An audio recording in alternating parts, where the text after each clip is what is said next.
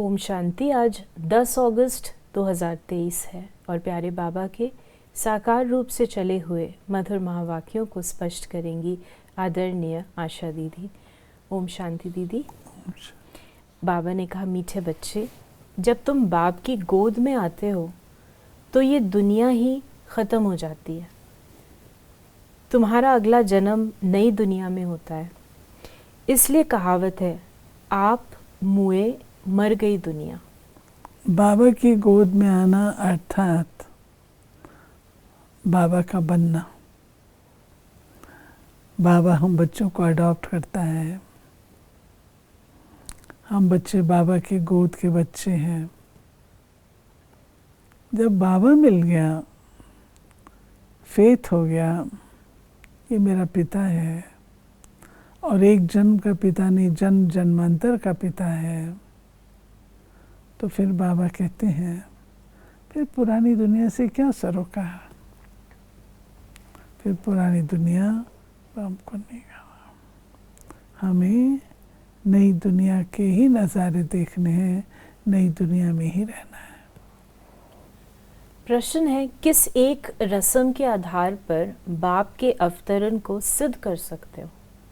तो बाबा ने कहा कि भारत में हर वर्ष पितृ खिलाने की रस्म चली आई है। किसी ब्राह्मण में आत्मा को बुलाते हैं, फिर उनसे बातें करते हैं, उसकी आश पूछते हैं। अब शरीर तो आता नहीं, आत्मा ही आती है। ये भी ड्रामा में नूंद है। जैसे आत्मा प्रवेश कर सकती है, वैसे ही परमात्मा का भी अवतरण होता है। ये तुम बच्चे सिद्ध कर समझा सकते हो। ये बात हम लोग को समझानी भी है। प्रत्यक्षता इस आधार पर है कि शिव बाबा का अवतरण कब और कैसे होता है और कैसे शिव बाबा आकर के अपना कार्य करते हैं। यही पॉइंट है जो बाबा को प्रत्यक्ष करेगी। गीत है मरना तेरी गली में। ओम शांति। ये भी गायन है इस समय का, जो फिर भक्ति मार्ग में चला आता है। इस समय जबकि तुम बाप के पास जीते जी मरते हो, तो बरोबर सारी दुनिया ही ख़त्म हो जाती है। अज्ञान काल में मनुष्य मरते हैं तो इसी दुनिया में जन्म लेते हैं। दुनिया कायम है।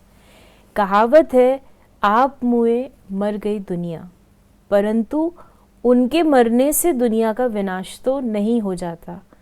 इसी दुनिया में फिर जन्म लेना पड़ता है। तुम मरेंगे तो ये दुनिया भी ख़त्म हो जाएगी। तुम जानते हो हम फिर नई दुनिया में आएंगे, ये सिर्फ तुम ब्राह्मण ही जानते हो। जैसे कुछ आत्माएं शरीर छोड़ती हैं, ब्राह्मण भी, तो सोचते हमारा जन्म ना हो, लेकिन उनका जन्म तो हो जाता है इसी दुनिया में।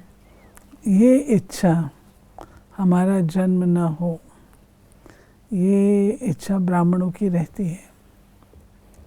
परंतु फिर उन ब्राह्मणों को इतना पुरुषार्थ करके अपने विकर्मों का खाता इतना क्लियर कर लेना है, जो कि हिसाब किताब चुकतो करने के लिए आना ना पड़े।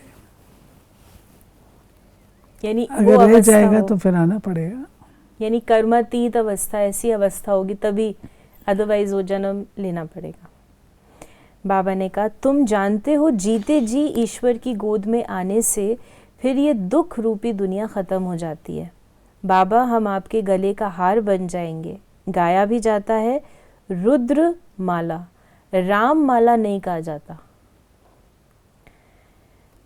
तुम रुद्र माला में पिरोने के लिए इस रुद्र ज्ञान यज्ञ में बैठे हो, कल्प पहले माफिक। दूसरा कोई सत्संग नहीं जहां ऐसे समझते हो कि हम ईश्वर बाप के गले में पिरोएंगे।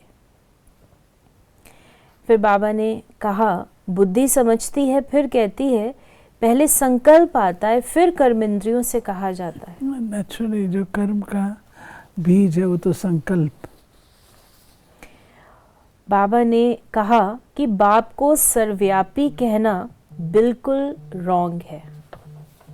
तो बाबा बताते हैं, सर्वव्यापी कहेंगे तो सब जगह शिव बाबा हो गया, सब जगह, तो ऐसा कैसे होगा? बाबा ने कहा, रुद्र ज्ञान यज्ञ तो मशहूर है, रुद्र है निराकार, श्री कृष्ण तो साकार है। आखरीन भगवान किसको कहा जाए, श्री कृष्ण को तो कह नहीं सकते। मनुष्य तो बहुत भोले होते हैं, कह देते हैं गॉड इज ओमनी प्रेजेंट। बाप तो अपने घर में ही रहता है और कहाँ रहेगा। अब बाप इस बेहद के घर में आया हुआ है, यहाँ विराजमान है। कहते हैं मैंने इसमें प्रवेश किया है। जैसे ब्राह्मणों में पितरों को बुलाते हैं, समझो कोई अपने बाप के पितर को खिलाते हैं, तो आत्मा कहेगी कि मैं इसमें आया हुआ हूँ, मैंने इसमें प्रवेश किया हुआ है, कुछ पूछना हो तो पूछो। आगे पितरों को बुलाने का बहुत रिवाज था। पितृ तो आत्मा है ना, पितृ को यानी आत्मा को खिलाया जाता है। कहेंगे आज हमारे दादे का पितृ है, आज फलाने का पितृ है, तो आत्मा को बुलाया जाता है, खिलाया जाता है। समझो किसका स्त्री से प्यार है, शरीर छोड़ दिया तो उसकी आत्मा को बुलाते हैं। कहते हैं हमने हीरे की फुल्ली पहनाने का वायदा किया था, तो ब्राह्मण को बुलाकर उनको हीरे की फुल्ली पहनाते हैं। बुलाया तो आत्मा। श्राद्ध की बात कर रहे हैं कि श्राद्ध होते हैं तो उसमें जो आत्माएं गई हुई हैं तो उनको पहले आत्माएं आती भी थी, आ भी जाती थी, लेकिन अभी तो ऐसा कुछ नज़र नहीं आता। तो बाबा कहते हैं जो उन्होंने प्रॉमिस किया हुआ होता है उस आत्मा को, उसको पूरा आज पूरी नहीं हुई तो वो ब्राह्मण को दे करके पूरा करते थे, लेकिन उस आत्मा को तो नहीं पहुंचेगा ना, स्थूल चीज़ है। ये तुम समझते हो बरोबर इस समय सारी दुनिया जर्जरी भूत है। बैनियन ट्री का मिसाल देते हैं, बहुत बड़ा झाड़ है, उसका फाउंडेशन सड़ा हुआ है, बाकी टालियाँ सारी खड़ी हैं। ये भी झाड़ है। देवी देवता धर्म का जो फाउंडेशन है उनकी जड़ एकदम कट गई है, बाकी सब हैं। बीज हो तो फिर से स्थापन करे ना। बाप कहते हैं मैं फिर से आकर स्थापना कराता हूँ। ब्रह्मा द्वारा स्थापना, शंकर द्वारा विनाश। फिर बाबा ने कहा भारत तो जो ऊंचे थे ऊंच था, उनको अब ग्रहण लगा हुआ है। काम चिता पर बैठने से इस समय तुम्हारी आत्मा काली हो गई है।